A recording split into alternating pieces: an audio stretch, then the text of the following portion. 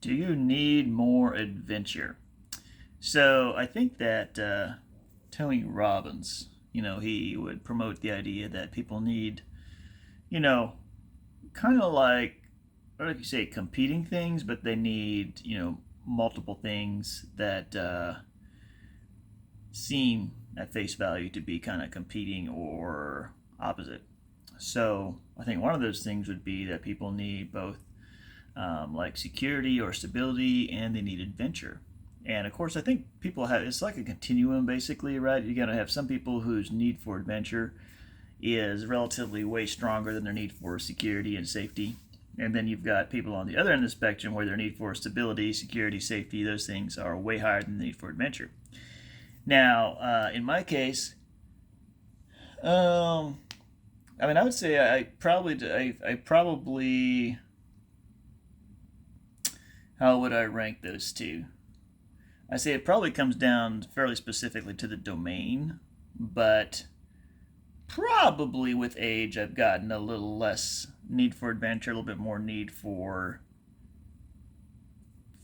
stability. But I think you kind of ignore the need for adventure at your own peril. Now, if you don't have a strong need for adventure, then maybe that's not really a big deal. But um, I think as your career kind of stabilizes, you get into kind of a groove. You have maybe your if you're married and have a family and you've got your normal routines, and obviously like you want stability for your family to at least that's generally considered to be a good thing.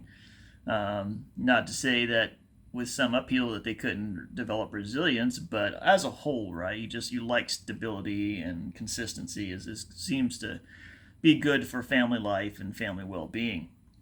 And I think it can kind of for um, perhaps for men especially, but possibly also for women.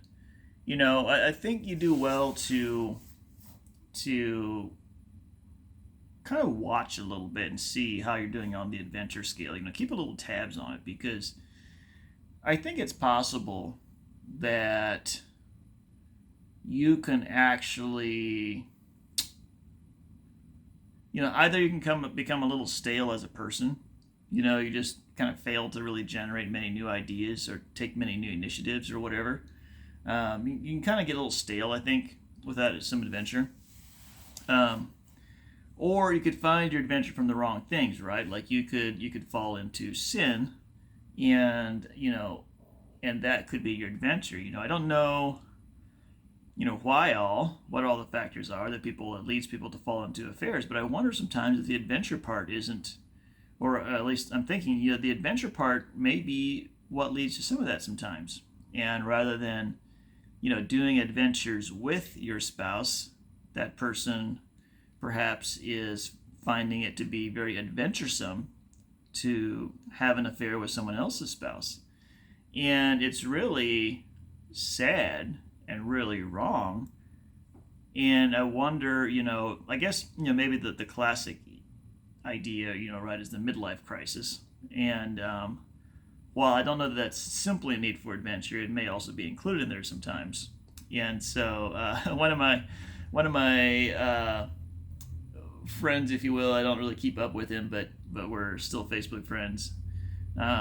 Recently went skydiving, and he's in his, well, I want to say he's at least in his 60s and probably in his 70s.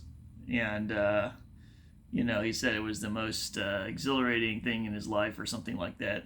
And so that's great. It's like even when even at that age to be like, yeah, I'm gonna go out and do this thing I've never done before and really experience this amazing experience. I think that's fantastic.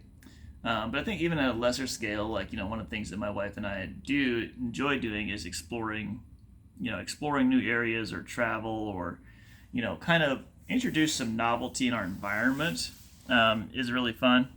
And so recently we did something that was a little novel. We went and took a class on glass torch. What do they call it? Flame work, I think. But basically, holding sticks of glass in front of a a torch and maneuvering it and trying to make small decorative pumpkins. Um, so that was a cool experience and kind of an adventure. Not an adventure in the sense of going to some far off exotic location, but an adventure in the sense of trying your hand at a new skill, being in a brand new kind of environment, and going to this, yeah, just a whole host of new things to kind of do together and see how they would be. Now, one of the things that I did was I kept it a surprise what we're doing, and so that was a lot of the fun of it too. Was just to surprise her with like, hey, we're going, what are we doing, and not having her know what that was. So that was great. So anyway, for me, I idealize finding good, healthy ways to experience adventure. I think there are also like really, really healthy ways to experience adventure, like listening to God and doing what He says, regardless of how crazy it sounds. Um, and then I think there's also, even in business, like here again, I think there's good risk and bad risk you can take, and kind of equating that to good and bad adventure. Um, I think it's possible because you just need something more interesting in business. You can throw out, a lot of what you've built.